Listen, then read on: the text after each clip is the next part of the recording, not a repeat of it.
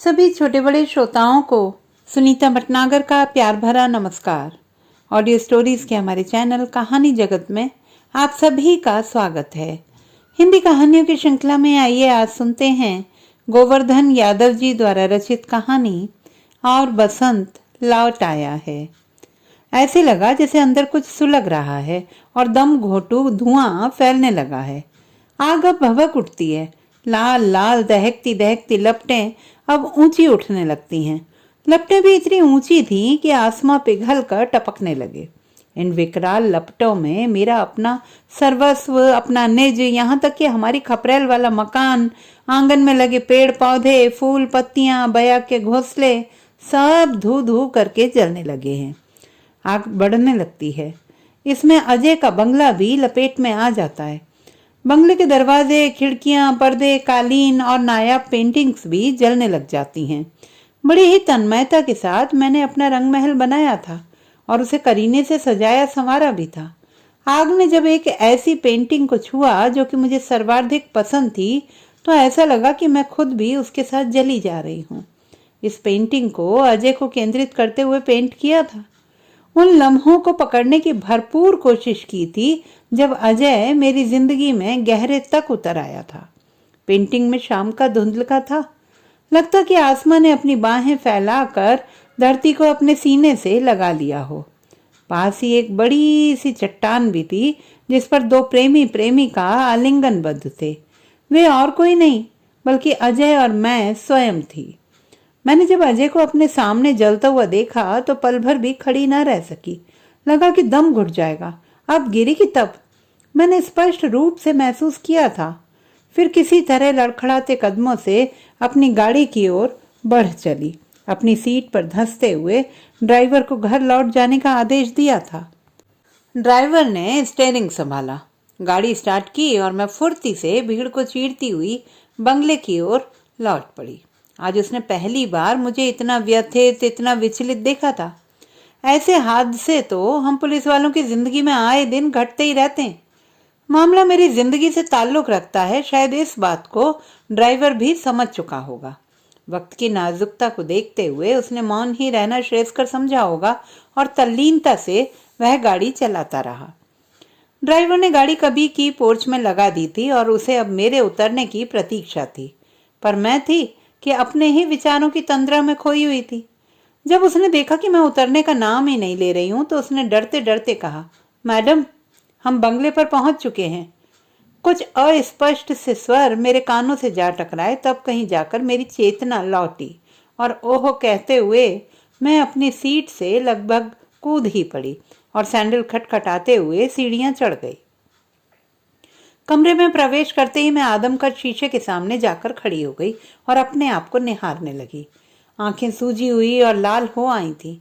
फौलाद से भी पक्के इरादों वाली मैं, मुझ जया को अपने आप पर हंसी आ गई। पर मैं सिर्फ यह सोचकर मुस्कुरा कर रह गई कि दर्पण कभी झूठ नहीं बोलता। मैंने अपने कमरे में एक आदमकद आईना लगा रखा था। जब भी मैं पुलिस कप्तान की वर्दी में होती, आईने में निहारना कभी नहीं भूलती थी। जब मेरा अपना गर्वीला अक्स आईने में दिखलाई पड़ता तो बरबस ही मुझे अजय की याद हो आती। काश मेरे जीवन में अजय ना आया होता तो शायद ही मैं इस ड्रेस को पहनने की हकदार बनती और ना ही गर्व महसूस करती। अजय की याद आते ही मेरी कजरारी आंखों से आंसू छल छलाकर टपक पड़े। मैंने अपना हैट उतारा और अलमारी में करीने से रख दिया। फिर ड्रेस उतारकर खूंटी से टांगा और हल्की सी साड़ी लपेट ली और पलंग पर जाकर पसर गई। नजरें उठाकर देखा, छत पर अजय का चेहरा दिखाई दिया। अब वह दीवारों पर भी दिखलाई देने लगा था। ऐसा भी लगा कि मखमली बिस्तर पर कांटे उगाए हैं। मैं चट से उठ बैठी और जूतियां खटखटाती हुई बाहर हो ली। ड्राइवर एक कोने में बैठा चुट्टा उड़ा रहा था। मुझे बाहर आते देखकर उसने बीड़ी बुझाकर जेब में डाल दी और धुआं अंदर ही अंदर पचाने की कोशिश करने लगा। पास पहुंचते ही मैंने आदेश दिया कि वह गाड़ी बाहर निकाले। वह भली भांति जानता था कि जब भी मैं सिविल ड्रेस में होती हूँ, अपने ओवल में ही बैठकर बाहर जाती हूँ। यस मैम कहता हुआ वह गैराज की ओर बढ़ता है और गाड़ी निकालकर ठीक मेरे सामने लाकर खड़ा हो जाता है और अगले आदेश की प्रतीक्षा करने लगता है। राम सिंह, हम किसी जरूरी काम से बाहर जा रहे हैं। कब तक लौटना होगा कह नहीं सकते, तुम चाहो तो घर जा सकते हो, मैंने कहा। आदेश सुनते ही उसने गेट खोला और बाहर निकल आया। मैंने स्टीयरिंग संभाला और आगे बढ़ गई। रास्ते में चलते हुए मैंने अपने आप से कहा कि मुझे जाना कहाँ है, वह तो डिसाइड ही नहीं किया और घर से निकल पड़ी। दरअसल घंटा आधा घंटा एकांत में बैठकर मैं एक अहम निर्णय लेना चाहती थी। सहसा मुझे ध्यान आया कि समुद्र तट से बढ़कर दूसरा अच्छा स्थान क्या हो सकता है। सो समुद्र की ओर गाड़ी मोड़ ली। वहां पहुंचकर गाड़ी एक और पार्क की, लॉक लगाया और उंगली में कीरिंग को घुमाती हुई समुद्र तट की ओर बढ़ने लगी। मखमली रेत पर चलते हुए मेरे पैर अंदर तक धंस आते थे। अनमने मन से मैं आगे बढ़ती चली गई। समुद्र यहाँ से यही कोई एक फर्लांग की दूरी पर था।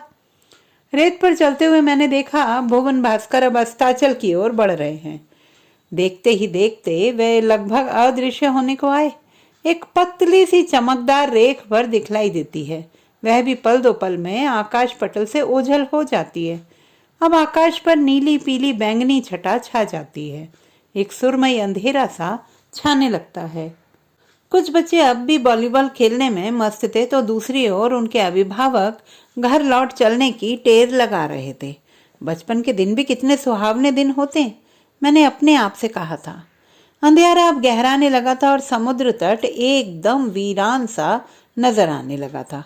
खोमचे वाले तो कभी के जा चुके थे, इक्का दुक्का कुछ लोग ही नजर आ रहे थे। अब वे भी अंधेरे का एक हिस्सा बनकर रह गए थे। सूरज के ढलते ही हवा भी वाचाल हो उठती है और समुद्र में तेज लहरें उठने लगती हैं। भीषण गर्जना करते हुए वह आगे बढ़ने लगता है, जैसे आगे बढ़कर समूचे प्रदेश को अपनी लपेट में ले लेगा। समुद्र किस सीमा तक आगे बढ़ सकता है मैंने सहज ही अनुमान लगाया और जूतियां उतार कर एक ओर रख दी और रेत पर पैर फैलाकर धम से बैठ गई।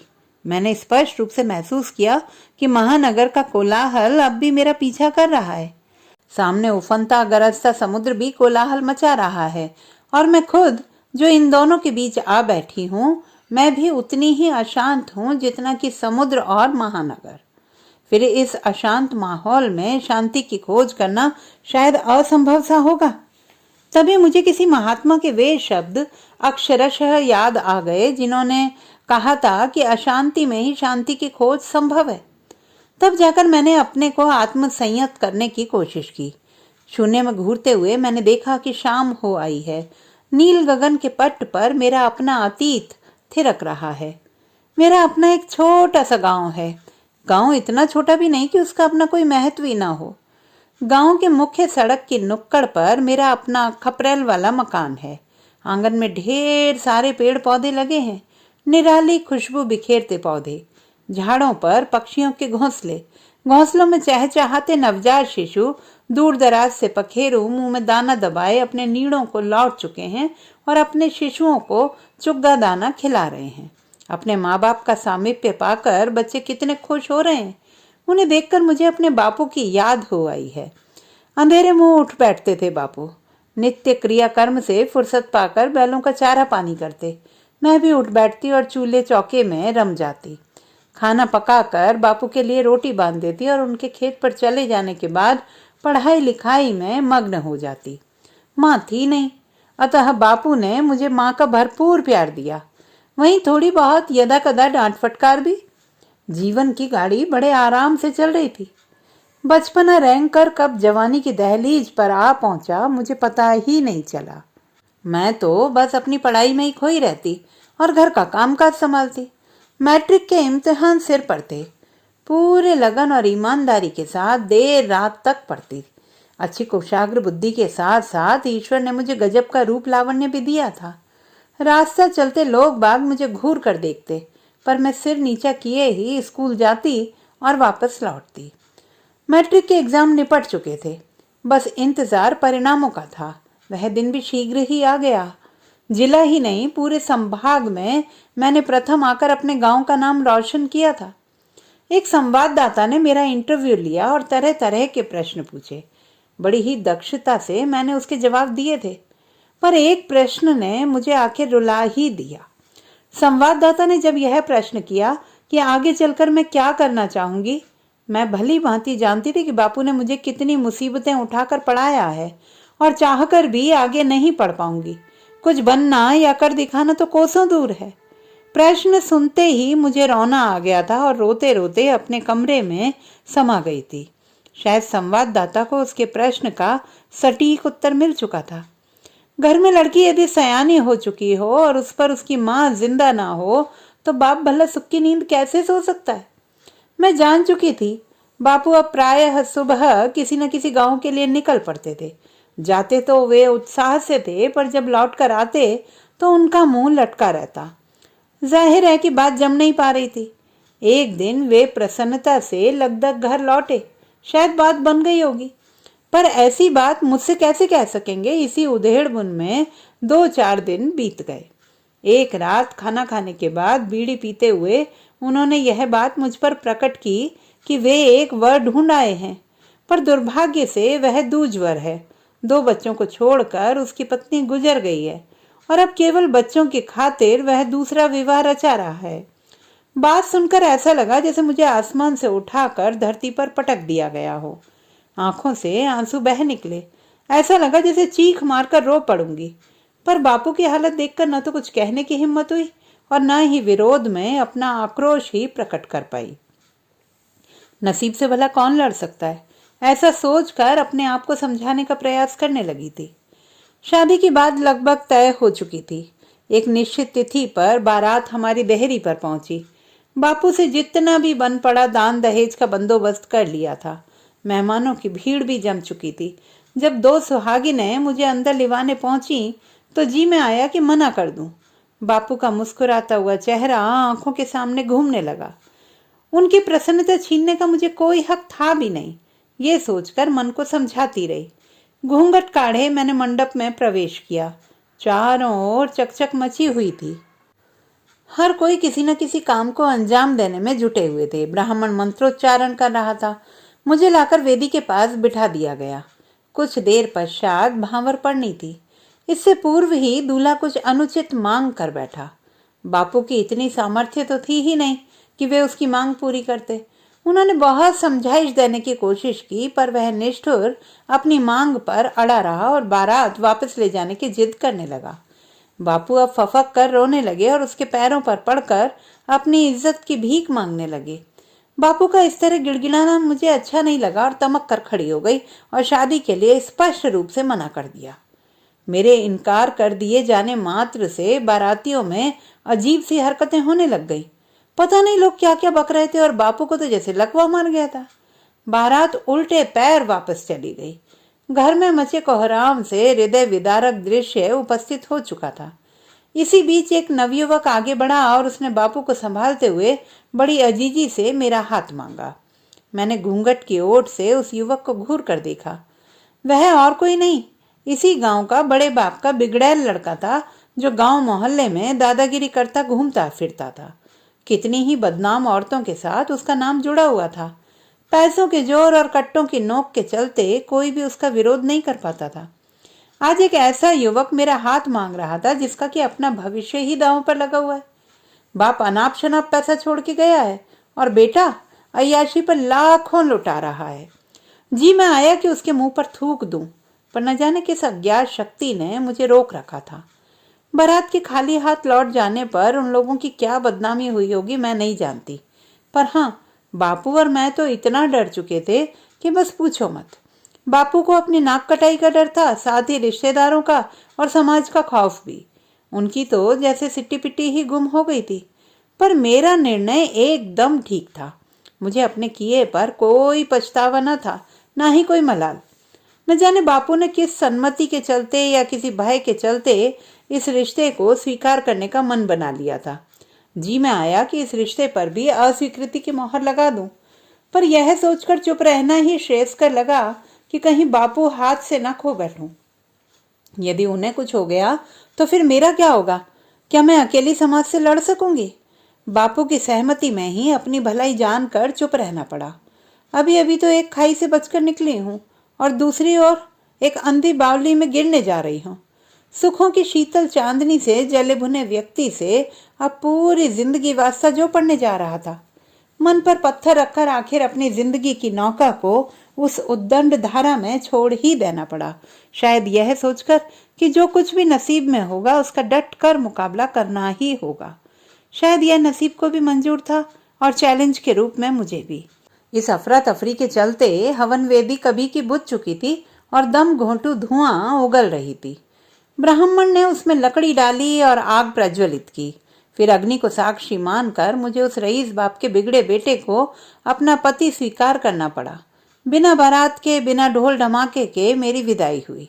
गांव के एक नुक्कड़ पर उसका महलनुमा बंगला था, जो देखरेख के अभाव में अनाथ सा हो गया था। बंगला बाहर से जाना पहचाना भी था, क्योंकि स्कूल अक्सर इसी के सामने वाली सड़क से होकर जाना होता था। अजय के 2 पुराने नौकरों ने मेरी आगवानी की। उनकी आंखों में आए आंसू प्रसन्नता के चलते आए थे या फिर मेरी बदनसीबी देख कर आए थे, बतला नहीं सकती। पर जो भी हो, उन्होंने स्वागत में कोई कोर कसर नहीं छोड़ी थी।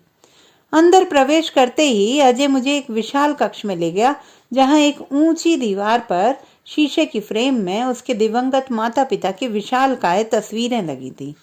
अपनी जिंदगी की शुरुआत अच्छे से हो और उनका बिगड़ैल लड़का सुधर जाए, इस आशा के साथ मैंने माथा नवाकर आशीर्वाद मांगा। मन के आंगन में अब भी आशंका और कुशंकाओं के जहरीले नाग मुझे विचरते नजर आ रहे थे। मन ही मन मैं देवी देवताओं को नवाजती, मिन्नतें मांगती। पूरा दिन पहाड़ जैसे ही कटा था मेरा। शाम होते ही मैंने बिस्तर पकड़ लिया था और पूरी रात घुड़क कर सोती रही। दिन कब निकल आया पता ही नहीं चला। अजय दूसरे दिन पूरे दिन खटर पटर करता रहा, यहाँ वहां की बातों को लेकर बैठा रहा। मुझे आश्चर्य तो इस बात पर आ रहा था कि बातों के दौरान ना तो उसमें वैश्यपन दिखलाई दिया और ना ही दुष्टों के से लक्षण। अन्यथा आदमी चाहे कितनी ही बनावट क्यों ना ओढ़ ले, पर अपना ओरिजिनल रूप कभी न कभी उजागर कर ही देता है। मैं इस बात को लेकर संतुष्ट हो रही थी कि मेरा अजय वैसा नहीं है जैसा मैंने उसके बारे में भ्रांतियां पाल ली थी। उसने मुझसे एक निश्चित दूरी बनाकर रख ली थी और वह उस लक्ष्मण रेखा का उल्लंघन न कर जाए, इस बाबत सतर्क भी रहता जान पड़ता था। अजय अब मेरे लिए एक रहस्यमय पहेली बनता जा रहा था। शादी के बाद क्या कुछ होता है यह सहेलियों से सुन रखा था, पर वैसा तो अब तक कुछ भी नहीं हुआ। अजय के इस व्यवहार पर मुझे आश्चर्य इसलिए भी हो रहा था कि औरतें उसकी कमजोरी रही हैं। इतने बड़े विशाल बंगले में उसके और मेरे सिवाय कोई तीसरा भी तो नहीं था जो उसे ऐसा करने से रोक रहा हो। या यह भी संभव है कि वह अपने आप को मेरी नजरों में हीरो बनाना चाह रहा हो, अन्यथा उसने कभी का मुझ पर झपट्टा मार दिया होता। एक दिन छत पर खड़ी होकर मैं शाम का नजारा देख रही थी। सूरज आंखों से ओझल हो चुका था। दूर दराज से पखेरु अपनी अपनी चोंचों में दाना चुग्गा दबाए अपने अपने नीड़ों को वापस लौट रहे थे। नवजात शिशु भी अपने घोंसलों से निकलकर चिंचिया रहे थे। गायें चरकर अपने अपने घरों को लौट रही थीं। उनके गलों में बंधी हुई घंटियां टनटना रही थीं। पखेरु अब अपने अपने घोंसलों में आ चुके थे और अपने शिशु की चोंचों में दाना डालने लगे थे। सुंदर सजीला दृश्य देखकर मेरे अंदर भी कुछ कुछ होने लगा। मन अब अजय का सामीप्य पाने को अधीर सा हो उठा। जितना भी बन सकता था मैंने श्रृंगार किया, अपने आप को सजाया संवारा और उसके आने का इंतजार करने लगी। अजय अब घर लौट चुका था। उसने मुझे ऊपर से नीचे तक देखा और तारीफ के पुल बांधने शुरू कर दिए, और फिर मुझे उसने अपनी बाहों में कस लिया। लगा कि मैं अंदर ही अंदर पिघली जा रही हूँ। फिर न जाने किन विचारों के चलते वह मुझसे छिटक कर एक कुर्सी पर आ धंसा। इस अजीबोगरीब व्यवहार से मुझे मानसिक वेदना तो हुई, पर यह सोचकर चुप रह जाने पर विवश होना पड़ा कि शायद मेरी ओर से की गई पहल पर वह नाराज हो गया हो। उसने शुरू से ही अपनी ओर से एक दूरी बनाकर रखी थी और आज वह अपने ही मन से दूरी तोड़ने चला आया था। फिर उसे अचानक क्या हो गया कि वह मुझसे छिटक कर दूर हो गया। उसकी इस विचित्रता पर मुझे संदेह होने के साथ साथ आश्चर्य भी हो रहा था। ना तो वह कुछ कह पाने की स्थिति में था और ना ही मैं। काफी लंबे समय तक हम दोनों के बीच संवादहीनता की दीवार सी उग खड़ी हो गई थी। बड़ी देर तक टकटकी लगाए वह छत की ओर देखता रहा। शायद अपने आप को तौल रहा था या फिर कोई गुत्थी सुलझाने में व्यस्त था। उसकी इस रहस्यमयी चुप्पी ने मुझे लगभग रुला ही दिया और लगभग रोती हुई अवस्था में मैं उसके चरणों में जा गिरी। मुझे रोता देखकर शायद वह अपने आप में वापस लौटा और मुझे हौले से उठाकर एक कुर्सी पर बैठ जाने का संकेत किया और हिदायत भी दी कि मैं अकारण न रोऊं। मौन को तोड़ते हुए उसने बहुत संजीदगी से पहल की और पूछा, जया, तुम्हारे पास मैट्रिक की अंक सूची है क्या? हिचकियों को रोकते हुए लड़खड़ाते शब्दों में मैंने हाँ कहा तो उसने मार्कशीट ले आने को कहा। इश्क लड़ाने की बजाय वह अंक सूची मांग रहा था। उसका व्यवहार अब भी उलझनों को बढ़ा रहा था। भारी कदमों से मैंने जाकर अपना बक्सा खोला और अंक सूची ले आई और उसके हाथों में थमा दी। हाँ, तो ये बतला सकते हो कि तुम्हें मैथ्स में कितने नंबर मिले थे? 150 में से 148 मेरा उत्तर था। अच्छा, फिजिक्स में? लगभग इतने ही। और केमिस्ट्री में? शायद इतने ही। अंग्रेजी में? उतने ही। रुआंसे स्वर में मैं प्रत्युत्तर दिए जा रही थी। अच्छा, तो एक विशेष बात ध्यान लगाकर सुनो। मेरी दिली इच्छा है कि तुम अपनी आगे की पढ़ाई जारी रखो। आगे पढ़कर मुझे अब क्या करना है? मात्र मेरी इच्छा का सम्मान करना है। फिर क्या? तुम्हें कुछ बन दिखाना है। किसे? मुझे। हाँ, मेरी दिली इच्छा है कि तुम आगे भी पढ़ो और एक मुकम्मल पोस्ट पर बैठो। अब मन नहीं लगेगा। मन तो तुम्हें लगाना ही होगा। जया, जानती हो मैं ये सब क्यों करना चाहता हूँ? तुमने जब मैट्रिक में उत्तीर्ण होकर पूरे संभाग में अपने गांव का नाम रोशन किया था और शायद एक संवाददाता ने तुमसे पूछा था कि आगे क्या करोगी और क्या बनोगी, वह प्रश्न सुनकर तुम रो पड़ी थी और घर में जाकर छुप गई थी। संवाददाता ने तुम्हारी चुप्पी को उजागर करते हुए अपनी रपट में लिखा था कि इस लड़की में अनेक संभावनाएं वह देख रहा है। यदि उसे आगे विद्या अध्ययन करने को मिले तो वह एक सितारा बनकर चमक सकती है। मैंने उसकी रिपोर्ट पढ़ी थी। मैं तुम्हारी और तुम्हारे परिवार की मदद करना भी चाहता तो मेरी बदनामी के चलते वह प्रस्ताव अस्वीकार कर दिया जाता। किसी संजोग के चलते आज तुम मेरी ब्याहता हो और अब तुम्हारे शरीर पर, मन पर मेरा ही अधिकार है। जहां तक शरीर का सवाल है, मैंने स्त्री तन को जी भर भोगा है, उसका मन माफिक इस्तेमाल किया है। औरत फिर मेरी कमजोरी रही है। मैं चाहूं तो तुम्हें अपनी हवस का शिकार बना सकता हूं, पर मैं अब ऐसा घृणास्पद कार्य करना नहीं चाहता। रही मन की बात, तो तुम्हारा मन सदा से ही कुछ बनकर दिखाने का रहा है, ऊंचाइयों को छूना चाहता है। अतः मेरी मानो कॉलेज ज्वाइन करो और एक अधिकारी बनकर लौटो। मेरे दादाजी ने, यहाँ तक मेरे पिताजी ने भी नीति और अनीति के चलते ढेरों रुपया बटोरा है। मैं ऐसा मानकर चल रहा हूँ कि मैंने भी अनीति के रास्ते पर चलकर खूब रुपया लुटाया है और अब जो भी पैसा बच रहा है शायद वह नीति का ही हो। तुम्हारी पढ़ाई लिखाई पर खर्च करना चाहता हूँ। अब भी इतनी राशि शेष है कि तुम चाहे जितनी महंगी पढ़ाई करना चाहो कर सकती हो। इस सब की भरपाई मैं आराम से कर सकता हूँ। अतः मैं चाहता हूँ कि तुम मेरी भावनाओं को समझो और उनका सम्मान करो। वह धारा प्रवाह बोल रहा था और मैं टकटकी लगाए उसके चेहरे को देख रही थी और महसूस कर रही थी कि वह कितना विशाल हृदय का व्यक्ति है। जिसे मैंने अब तक एक कामुक पुरुष के रूप में सुना था, वह तो ठीक इसके विपरीत निकला। मेरे मन के किसी कोने में दफन हो चुके अरमान फिर मचल उठे। कुछ कर जाने की तमन्ना फिर अंगड़ाइयां लेने लगी। उसका विराट व्यक्तित्व देखकर मन श्रद्धा से भर उठा। आंखों से अश्रुधारा बह निकली। मैंने उसके चरण स्पर्श किए और वादा किया कि उनकी भावनाओं का हृदय से सम्मान करूंगी और आशाओं के अनुरूप बनने की भरसक कोशिश करूंगी। कॉलेज वॉलेज गांव में कहाँ? जाहिर है कि दाखिला किसी अन्य शहर में लेना होगा, पर वहां हॉस्टल की समुचित व्यवस्था नहीं थी। अतः दूसरे बड़े शहर में दाखिला लेना पड़ा। उन्होंने काफी दौड़ धूप करके इस काम को अंजाम दिया था। मैं अपनी पढ़ाई लिखाई में मन प्राण से जुट गई। मन अब भी उन्हीं के इर्द गिर्द घूमता। अपने जज्बातों को कागज पर उतारती और उन्हें पोस्ट कर देती। शुरू में पत्रों का सिलसिला अपने चरम पर था। बाद में एक लंबा अंतराल आने लगा। वह हर बार अपने पत्र में लिखते, प्यार व्यार सब बाद की बात है, पहले पढ़ाई जरूरी है। सख्त हिदायतों से मन रोने को होता, पर लगता उनका कहना सच ही है। समय पंख लगाकर तेजी से उड़ा चला जा रहा था। फर्स्ट ईयर, सेकंड ईयर और इसी तरह फाइनल में भी मेरी पोजीशन टॉप पर ही रही।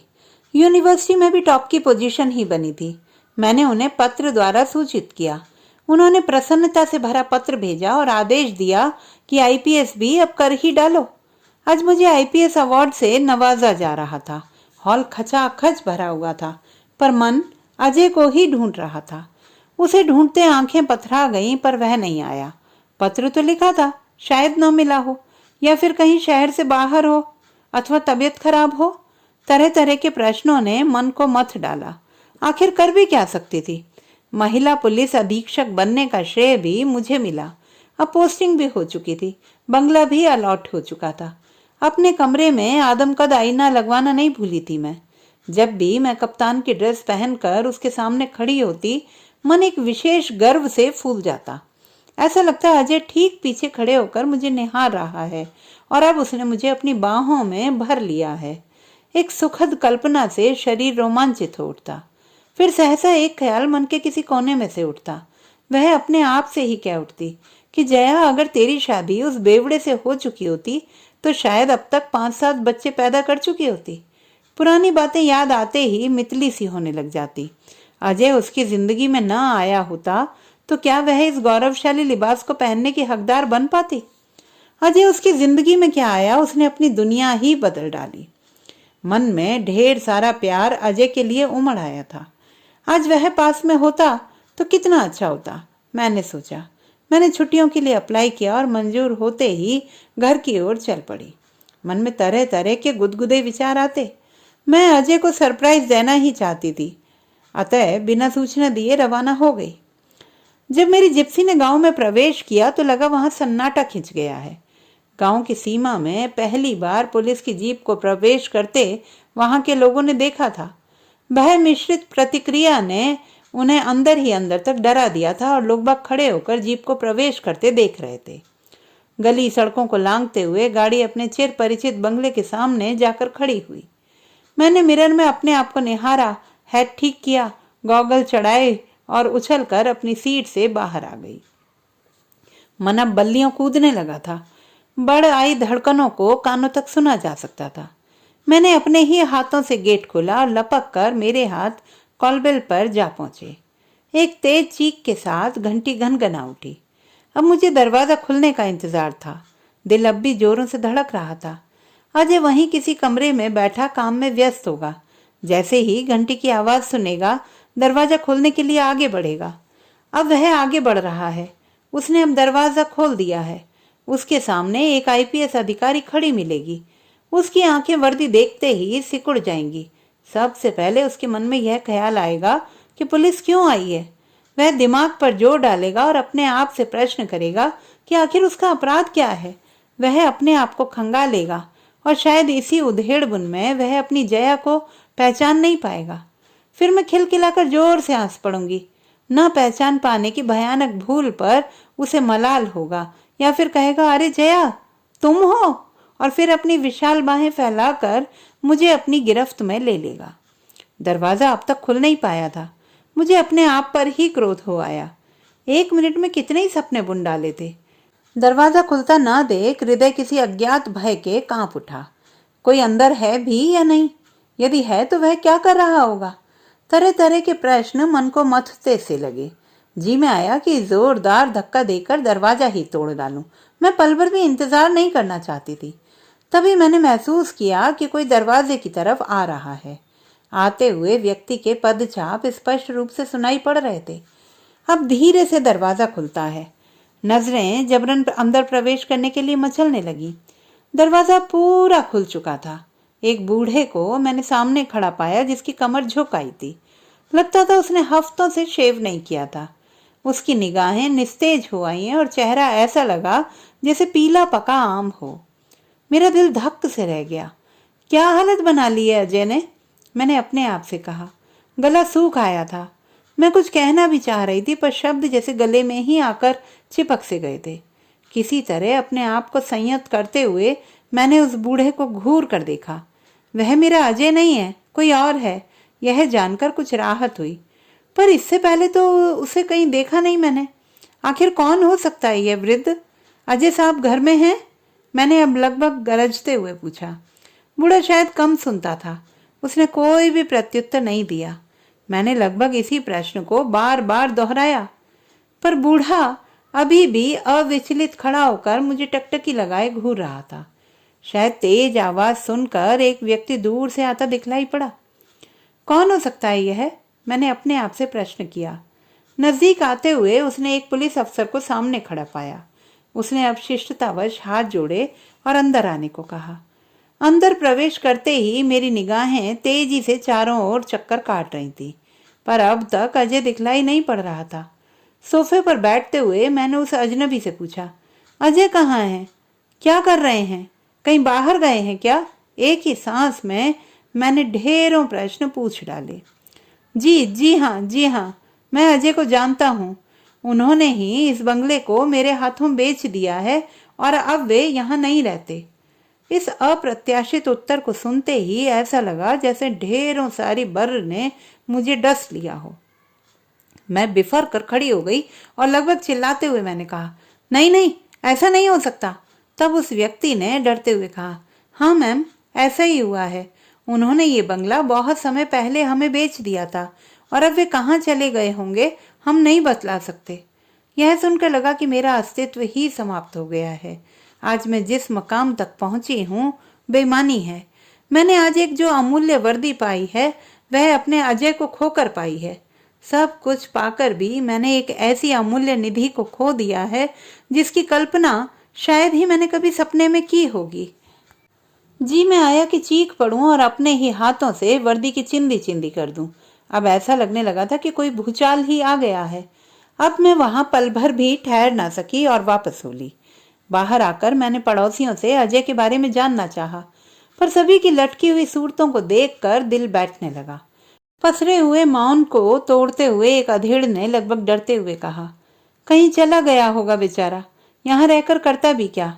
पूरी दौलत तो उसने अपनी बीवी को अफसर बनाने के चक्कर में दांव पर लगा दी है। उस अधेड़ की बातें सुनकर मुझे लगा जैसे किसी ने मेरे नंगे बदन पर हाई वोल्टेज का करंट लगा दिया हो। जी मैं आया कि उस व्यक्ति का मुंह ही नोच लूं, पर किस किस का मुंह बंद करेगी? बात भी तो सच ही है। अजय ने अपनी तमाम दौलत मुझ पर ही तो खर्च की है। अब एक पल को भी वहां ना रुक सके और स्टीयरिंग पर बैठते हुए गाड़ी स्टार्ट की और एक झटके से आगे बढ़ ली। कितनी ही तमन्नाओं उम्मीदों को लेकर मैं गांव में आई थी। जीप चलाते समय ढेरों प्रश्न जहरीले नागों की तरह मन के आंगन में फन फैलाए डोलते नजर आने लगे थे। कहाँ होगा अजय? किस हाल में होगा अजय? और न जाने कितने ही नुकीले प्रश्न हृदय को व्यथित कर जाते। अगर मैं अजय का कहा न मानती और घर से न निकल पड़ती तो आज अजय मेरी बाहों में होता। काश मैं ऐसा कर पाती। घर वापस लौटकर मैंने अपने आप को लगभग कमरे में ही बंद कर लिया था। न तो दफ्तर जाना ही उचित लगा और न ही किसी अफसर से वार्तालाप ही। यहाँ तक कि 3 दिनों से अनाज का एक दाना भी हलक के नीचे नहीं उतरा था। यह सोचकर दफ्तर चली आई थी कि वहां रहकर अजय को खोजने का प्रयास किया जा सकता है। मैंने ऐसा अनुमान लगाया कि इस किस्म का व्यक्ति संन्यास भी ले सकता है। अतः मैंने प्रायः सभी बड़े तीर्थों को छान मारा और यहाँ वहां खबरें भी भिजवाई, पर निराशा ही हाथ लगी। खोज खबर लेते पूरा साल बीत गया, पर मैं अपने अजय को खोज नहीं पाई। अब मुझे कांपते हृदय से यह स्वीकार करना पड़ा कि अजय अब इस दुनिया में नहीं है। सुबह शाम क्रिमिनलों के पीछे भागना अब मेरी नियति बन गई थी। अजय के गम ने मुझे लगभग विक्षिप्त सा ही कर दिया था। अपराधियों को सामने पाती तो कहर बनकर टूट पड़ती। अब तो यह स्थिति बन गई थी कि अपराधी मेरा नाम सुनकर ही थर थर कांपते और लगभग उन्होंने वह स्थान ही छोड़ दिया था। जब मैं अपने आप को अकेला पाती और अपने आप से प्रश्न दोहराती और कहती, इतनी नाजुक है जया, तू पहले तो इतनी आक्रामक नहीं थी। एक चूहे से डर जाने वाली जया, आज तुझे क्या हो गया है? कभी कभी तो अपने आप पर क्रोध आ जाता। समय के क्रूर हाथों ने पाषाण हृदय बना दिया था। इस बात का एहसास मुझे भी हो चला था। इस बात को मैं रेखांकित करना भी नहीं भूलती कि अब मेरी जिंदगी पतझड़ से भी बदतर हो चली है और शायद वहां अब एक रेगिस्तान उगाया है जिसमें चारों तरफ शुष्क रेत ही रेत है।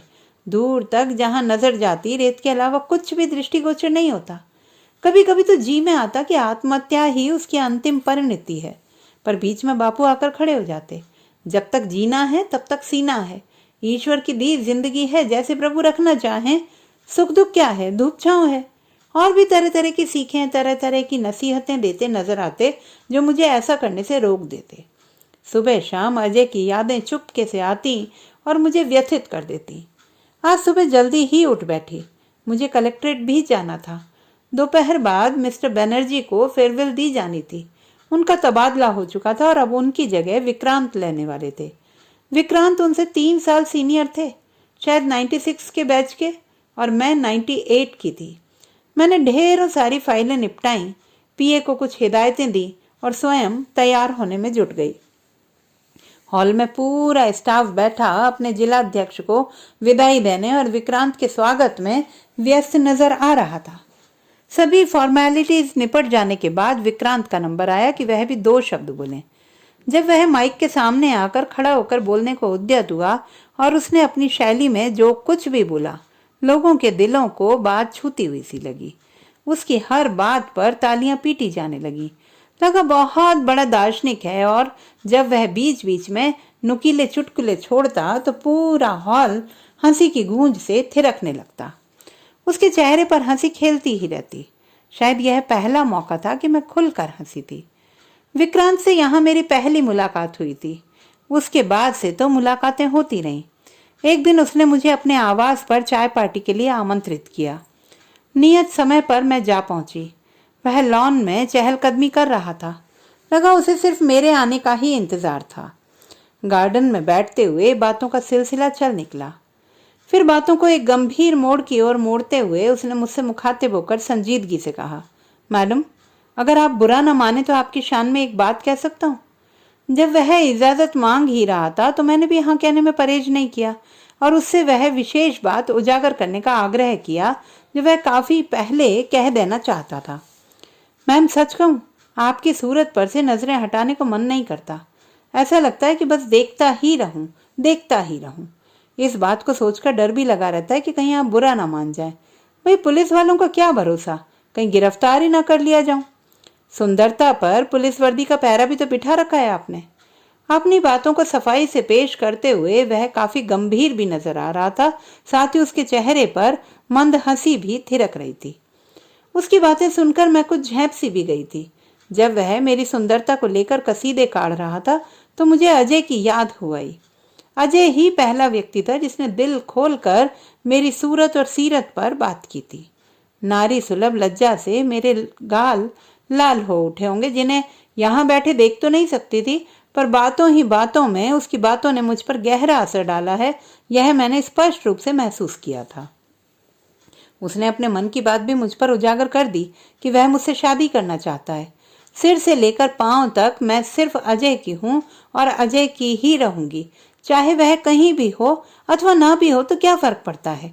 कोई भी दूसरा पुरुष अब उसकी जगह नहीं ले सकता। मैंने उसके सामने अपने अतीत की गठरी खोलनी चाही, पर उसने साफ इनकार कर दिया। मुझे उस पर क्रोध हो आया और मैं उठकर सीधी घर चली आई। मेरे इस तरह से चले आने के बाद उस पर क्या बीती मुझे नहीं पता, पर उसकी बातों ने मुझे हर्ट जरूर कर दिया था। जब भी मन व्यथित होता है अथवा अवसादों से भर जाता है तो मैं किसी नदी के तट पर अथवा जंगल की ओर निकल पड़ती हूँ और घंटों बैठकर अपना मन बहलाती रहती हूँ और अपनी गुत्थियों को सुलझाने का प्रयास भी करती हूँ। नदी, पहाड़, जंगलों ने मुझे सदा से ही अपनी ओर आकर्षित किया है। मेरी नजरों में इनसे अच्छे दोस्त कोई हो ही नहीं सकते। नदी के तट पर बैठी मैं उसकी निर्बाध गति से बहने को देख रही थी। कल कल छल छल के स्वर निनादित करती नदी मंथर गति से बही चली जा रही थी। मैंने मन ही मन नदी से कहा कि वह थोड़ी देर रुक जाए, तो हंसकर नदी ने जवाब दिया, कल कल। माने वह पल भर भी रुकना नहीं चाहती थी, अतः कल का वादा करके आगे बढ़ी चली जा रही है।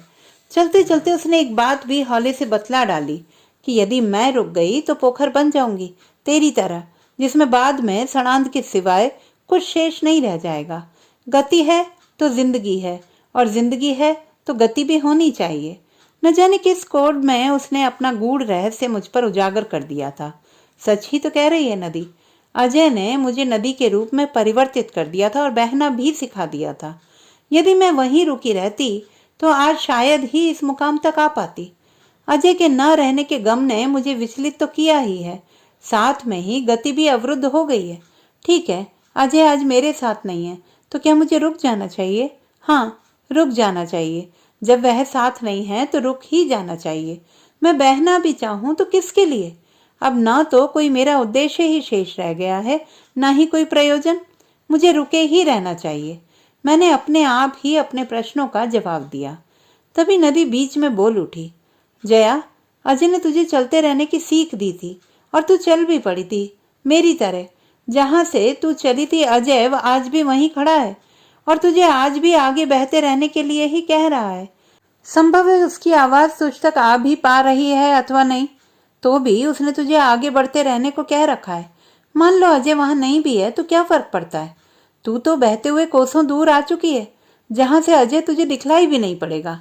अजय ना भी दिखलाई पड़े तो कोई फर्क नहीं पड़ता, क्योंकि अजय के कहे हुए वाक्य आज भी तेरे साथ हैं।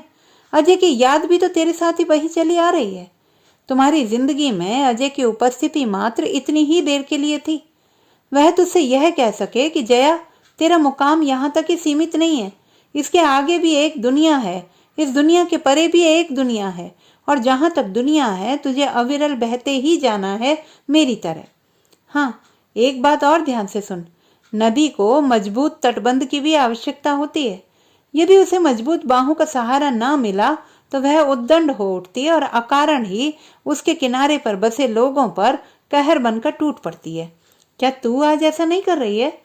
नदी ने आज बहुत कुछ कह डाला था जिसका मुझ पर व्यापक असर तो हुआ ही, साथ ही रुक आई गति फिर से गतिमान होने को मचलने लगी। नदी की इस समझाइश के बाद विक्रांत की बातें अब मुझे अच्छी सी लगने लगी थी। अब मेरी बारी थी, मुझे ही पहल करनी थी, सो एक दिन मैंने उसे अपनी ओर से स्वीकृति प्रदान कर दी। एक सादे समारोह के चलते हमने कोर्ट मैरिज की और इस तरह जिंदगी की नदी फिर बह निकली। अब नित नए सपने सलोने तन मन को गहराई तक उत्तेजित कर जाते। मरुस्थल अब हरितिमा में बदलने लगा था। कंटीली झाड़ियां ढूंढे पर भी मिल नहीं पा रही थी। चारों ओर अरमानों की चाहत की बेलें वृक्षों से लिपट कर आसमां की ओर बढ़ चली थी। अब तक जो लू के थपेड़े रोम रोम को झुलसा देने वाले लगते थे, शीतलता उड़े हुए से लगते। मंद मंद समीर का प्रवाह थिरकने लगा था। मन की कुड़न और टीस कोसों दूर छूट से गए थे। अब तो जी भरकर खिलखिलाकर हंसने को जी चाहने लगा था। कोयल कुहकने लगी थी और लगा कि वसंत लौट आया है। पीली पीली चुनरियां उड़े। अजय का ख्याल अंदर गहरे तक दफन हो चुका था और वक्त ने भी उस पर ऊंचे तक मिट्टी डाल दी थी। बरसों बरस बीत गए, अजय का ख्याल फिर पलट कर नहीं आया। लगा कि उसमें उसकी मौन स्वीकृति ही रही हो। टेलीफोन लगातार घनघनाए जा रहा था। मैं किसी काम में जरूरत से ज्यादा ही व्यस्त थी। टेलीफोन का इस तरह लगातार बजते रहना कोफ्त पैदा कर रहा था। आखिर खींच कर रिसीवर उठाना पड़ा। पीए भी शायद अपनी सीट पर नहीं था। उसका इस तरह बिना इत्तला दिए चले जाना उचित नहीं लगा। आखिरकार टेलीफोन उठाते हुए मैं लगभग बरस पड़ी। दूसरी ओर टेलीफोन पर हमारा मुखबिर था। उसने सूचना दी कि कुछ आतंकवादी ट्रेन को उड़ाना चाहते हैं और उन्होंने लगभग इस काम को अंजाम दे भी दिया है। आज पुलिस को गुमराह करने के चलते वे उसी ट्रेन पर सवार होकर सफर भी कर रहे हैं और बम फटने के पहले वे कंपार्टमेंट से कूद पड़ेंगे ताकि खोजी दस्ता एक्सीडेंटल पॉइंट पर ही अपनी तफ्तीश करने में व्यस्त हो जाए। मैंने रिस्ट वॉच पर नजर डाली। ट्रेन का डिपार्चर लेने का समय था। यह संभव है कि ट्रेन लेट भी हो या फिर स्टेशन पर लग भी चुकी होगी। मैंने मन ही मन अपने आप से कहा और अपनी जीप उठाकर सीधे स्टेशन की ओर बढ़ने लगी। मेरा अपना स्टाफ मुझे फॉलो कर रहा था। स्टेशन पर पहुंचकर मैंने देखा ट्रेन रवाना हो चुकी थी और उसने अब गति भी पकड़ ली थी। जाहिर है कि उसे अगले स्टेशन पर अटेंड करना होगा। समय भी कहाँ था कि स्टेशन मास्टर से तत्काल संपर्क साधा जा सके। एक के बाद एक स्टेशनों को छोड़ते हुए गाड़ी अपनी रफ्तार से बढ़ी चली जा रही थी। आखिरकार एक स्टेशन पर किसी तरह गाड़ी को रोका जा सका। मुखबिर की इस खबर के आधार पर कंपार्टमेंट में सघन जांच की जाने लगी, पर कोई सूत्र हाथ नहीं लगा। संभव है क्रिमिनलों को इसकी भनक पड़ गई हो और वे चलती ट्रेन से छलांग लगा भी चुके हों।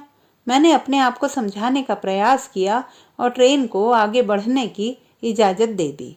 ट्रेन अब प्लेटफॉर्म छोड़ रही थी। कंपार्टमेंट से उतरते समय मेरी नजरें अचानक दूर तक चली गईं। देखा अजय जैसा ही कोई व्यक्ति ट्रेन पर सवार होने का उपक्रम कर रहा था। मेरी आंखें धोखा नहीं खा सकती।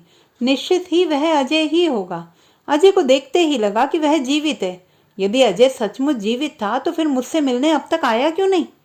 हो सकता है कि वह मिलना ही नहीं चाह रहा होगा, तभी तो उसने इतने बरस मुझसे दूरी बनाए रखी।